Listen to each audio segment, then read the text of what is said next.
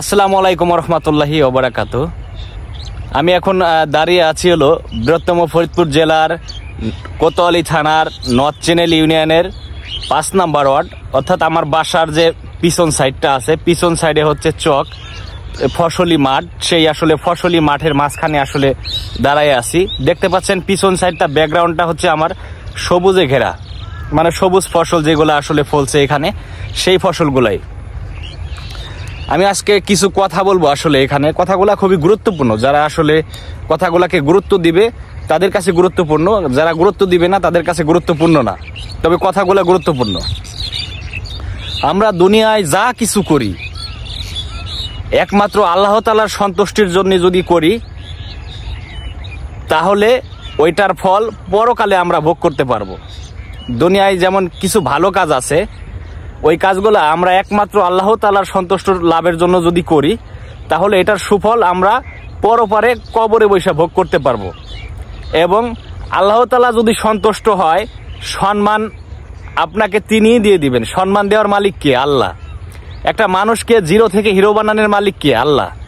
আল্লাহ চাইলে একটা মানুষকে জিরো থেকে হিরো বানাইতে পারে, আবার হিরো থেকে জিরোও বানাইতে পারে। সেই জন্য হচ্ছে আমরা দুনিয়াতে যে ভালো কাজগুলা করব, ওই কাজগুলো একমাত্র আল্লাহ তাআলার সন্তুষ্টি লাভের জন্য করব। সম্মান আল্লাহ তাআলাই আমাদের বাড়ায় দিবে। তো আল্লাহ তাআলা যখন সন্তুষ্ট হবেন, তখন আপনি নিশ্চয়ই সমাজে সম্মানিত ব্যক্তি হবেন, কারণ এটা সরাসরি আল্লাহ তাআলাই আপনাকে সম্মানিত করে দিবেন।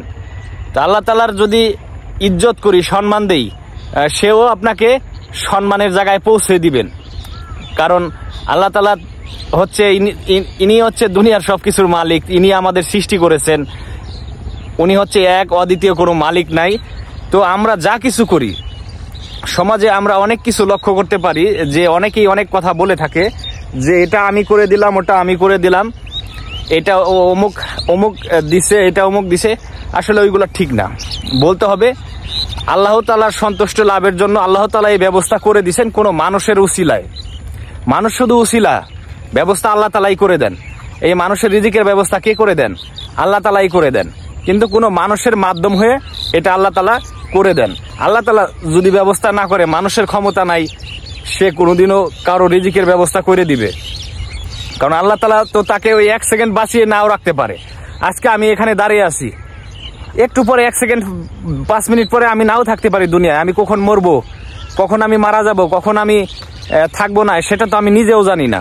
এটা একমাত্র আল্লাহ তাআলাই নির্ধারণ করবে যে মানুষ যেমন আসার যেমন সিরিয়াল আছে, মানে জন্মগতভাবে পরিবারের বড় ছেলে আগে আসে, এরপরে মেজো, এরপরে ছোট, এরকম সিরিয়াল অনুযায়ী আসে মানুষ পৃথিবীতে আসার সময়। কিন্তু যাওয়ার সময় কিন্তু কোনো সিরিয়াল নাই। হঠাৎ করে দেখা গেছে 2 জনের ছোটটা 3 নাম্বারটাই মরে যেতে পারে। আল্লাহ তাআলা যদি চান তাকে নিয়ে যেতে পারে।